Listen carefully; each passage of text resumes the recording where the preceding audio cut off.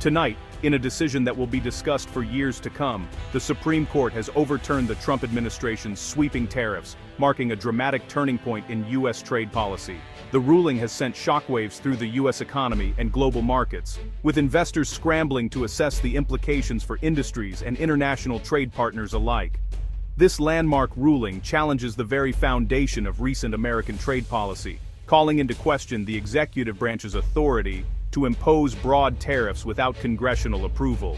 Billions of dollars in goods, from raw steel and aluminum to high-tech electronics and everyday consumer products, were affected by these tariffs, impacting nearly every sector of the economy.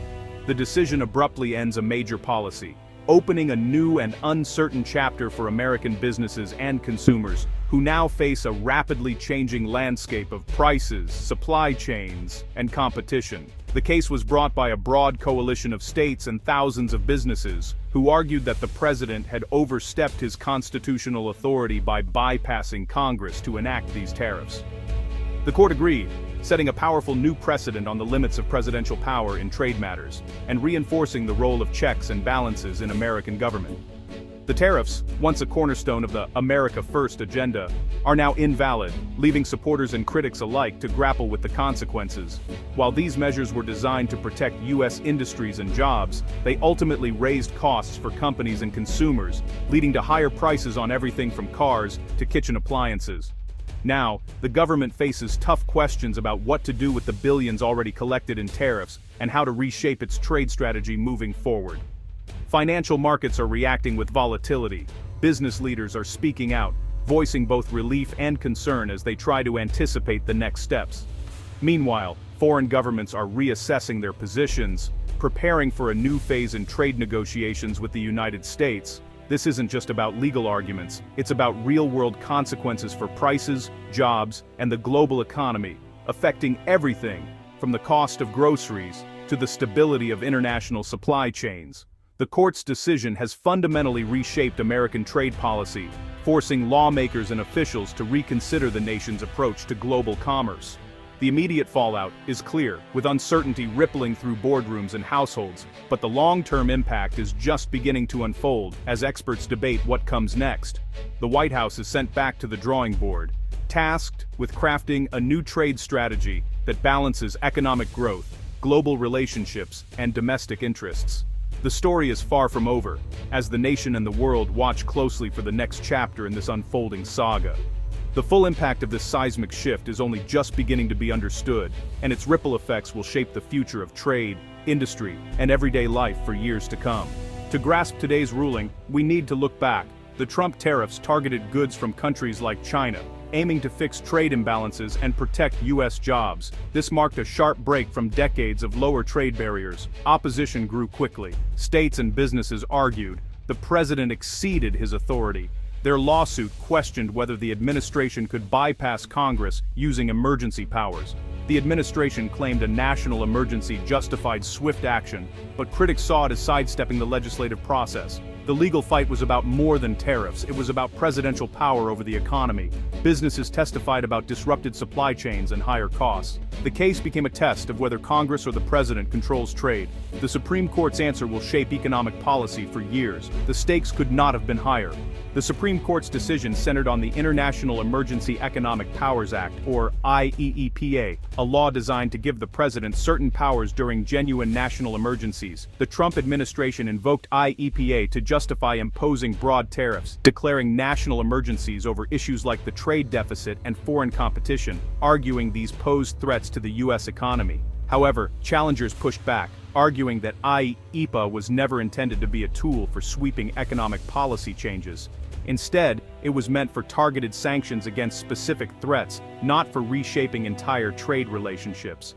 The court ultimately agreed with the challengers, ruling that the administration had overreached its authority by using emergency powers for broad economic measures. This landmark decision draws a clear line in the sand. Emergency powers cannot be used as a shortcut to bypass Congress when it comes to making major trade decisions that affect the entire country. The Constitution specifically gives Congress, not the President, the power to regulate foreign commerce and levy taxes, ensuring that such significant decisions are debated and voted on by elected representatives. The ruling strongly reaffirms the separation of powers, a foundational principle of American democracy. Future presidents are now on notice. Any major shifts in trade policy will require congressional approval, not just a declaration of emergency from the executive branch. The executive branch cannot use emergencies as a loophole to sidestep the law or expand its own power beyond what Congress intended. This precedent will have a lasting impact, shaping how trade policy is made and ensuring that future administrations respect the boundaries set by law. The legislative branch's authority over trade and economic policy is now firmly reasserted, restoring the intended balance. In the end, the balance of power has been restored, reinforcing the checks and balances that protect American democracy. In the wake of the Supreme Court's landmark decision, a wave of legal action has swept across the country. Dozens of American companies, from small businesses to major corporations, are now suing the government in hopes of reclaiming billions of dollars in tariff refunds that they believe were collected unlawfully. These lawsuits are far from symbolic gestures. Collectively, they represent a massive financial pushback, with companies seeking to recover billions in payments they argue should never have been required in the first place. Major automakers, food producers, and national retailers are all joining the fight, demanding their money back and hoping to set a precedent for future trade disputes. For years, these businesses paid steep extra taxes on imported goods, costs that often trickled down to everyday consumers or forced companies to absorb painful financial losses just to stay competitive. Now, with the legal landscape shifting, they see a real opportunity to recover those losses and restore their financial health. Legal experts point out that individual lawsuits may be the fastest and most effective way for companies to secure refunds, rather than waiting for broader legislative solutions. As a result, companies are moving quickly, filing claims and gathering evidence to strengthen their cases before the courts. This unprecedented wave of litigation highlights just how significant the financial burden of tariffs has been for American businesses, large and small. The sheer number of lawsuits flooding the courts is a clear sign of how widespread and deeply felt the impact of these tariffs truly was.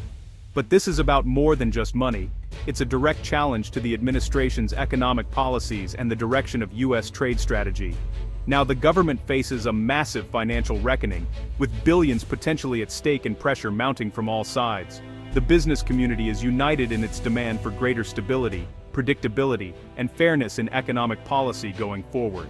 As the legal battle over refunds begins in earnest, the outcome could reshape the relationship between business and government for years to come. Among the companies suing, Costco stands out. The retail giant is demanding millions in tariff refunds, showing even the biggest players were hit hard. Costco's lawsuit is strategic. Legal experts advised companies to file quickly to secure repayment. By suing, Costco protects its interests and those of its members, who paid higher prices. This move is part of a broader business coalition challenging the tariffs. Costco's involvement brings the issue home for everyday Americans.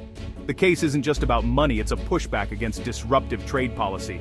The company's action highlights the deep divide between protectionist policies and global supply chains. Costco and others want to return to stable, predictable trade rules. Their lawsuits will shape the debate over America's economic future. The business backlash is powerful and growing. The fight for refunds is now front and center. The Trump administration isn't backing down after the Supreme Court defeat. Treasury Secretary Scott Bessent says the White House will pursue its trade agenda using other legal tools. The administration is already preparing new strategies to reestablish tariffs. Officials frame the ruling as a setback, not a defeat. They emphasize that tariffs remain central to U.S. economic and foreign policy. The administration's message, the fight is far from over. Protectionist goals, defending U.S. industries, and confronting China remain unchanged. The Supreme Court's decision forces a change in tactics, not strategy. The next phase of the trade battle is already underway. The administration is determined to keep tariffs in play. The legal and political fight continues. What's the administration's plan B? Treasury Secretary Bessent points to the Trade Act of 1962. Sections 301, 232, and 122 of the law give the president power to impose tariffs for unfair trade, national security, or balance of payments issues. The administration believes these laws can legally rebuild the tariff framework. Bessent claims these tools might be more effective and resilient to legal challenges. The strategy: shift from broad emergency powers to specific, congressionally authorized ones. Any new tariffs will likely face more court battles and scrutiny. The administration's commitment to its trade agenda is unwavering. This legal pivot ensures the tariff debate will continue. The Supreme Court's ruling is just one chapter in a larger story. The White House is ready for a long fight. The trade war is far from over. The administration's trade policy is about more than economics. It's central to the US-China rivalry. Officials highlight successes, like pressuring China on fentanyl as proof tariffs work. By framing tariffs as tools for national security and public health, the administration seeks broader support. The US-China relationship remains a top foreign policy challenge. Tariffs are the administration's main weapon in this standoff. The Supreme Court's decision complicates the strategy, but doesn't change the goal. The White House will keep using every legal tool to pressure Beijing. Economic competition with China is a long-term issue. The rules may have changed, but the contest continues. The US-China standoff will define the global landscape for years. As the trade drama unfolds, another story looms: the future leadership of the Federal Reserve. The Fed's next chair is a crucial decision for the economy. Treasury Secretary Bessent was tight-lipped about Trump's pick, but hinted the real power lies with the full Board of Governors. The administration may be aiming to shape the entire board, not just the chair. A decision could come by Christmas or early next year. Markets are watching closely as the Fed faces a complex economic environment. With trade policy in flux and Fed leadership uncertain, the US economy is in transition. These changes will shape America's economic future. The administration is thinking strategically about its legacy. Staying informed is essential as these events unfold. The next chapter for the US economy is about to begin.